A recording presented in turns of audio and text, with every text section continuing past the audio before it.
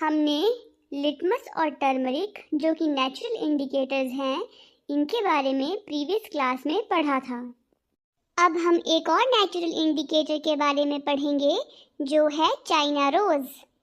सबसे पहले हम चाइना रोज के पेटल्स को वार्म वाटर में डालेंगे, जिसकी वजह से हमें चाइना रोज का कलर्ड एक्सट्रैक्ट मिलेगा जो कि लाइट पिंक कलर का होगा और हम इसे एज एन इंडिकेटर यूज कर पाएंगे।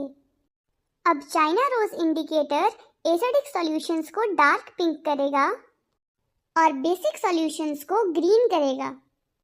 अब सॉल्यूशन में चाइना रोज इंडिकेटर डालने पर अगर डार्क पिंक कलर आता है तो वो एसिडिक सॉल्यूशन है, और अगर सॉल्यूशन का कलर ग्रीन होता है तो वो बेसिक सॉल्यूशन है। अब जैसा कि हमने प्रीवियस क्लासेस में पढ़ा था कि acids turn blue litmus red and bases turn red litmus blue, हमने एसिड्स और बेसिस के बारे में पढ़ा था। क्या होगा अगर हम एसिड्स और बेसिस दोनों को आपस में मिक्स करते हैं? तो जब हम एसिडिक सॉल्यूशन और बेसिक सॉल्यूशन को सुटेबल अमाउंट में मिक्स करते हैं तो एसिड्स का एसिडिक नेचर और बेसिस का बेसिक नेचर खत्म हो जाता है।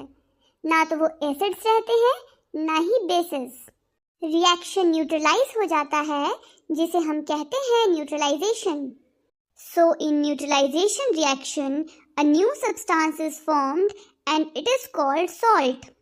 Salt may be acidic, basic or neutral in nature.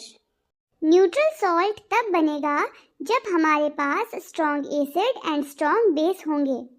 Acidic salt बनाने के लिए strong acid and weak base होना ज़रूरी है, और बेसिक सॉल्ट के लिए strong base and weak acid.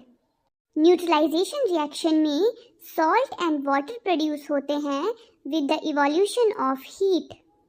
So the reaction is acid plus base gives us salt plus water in which heat is evolved.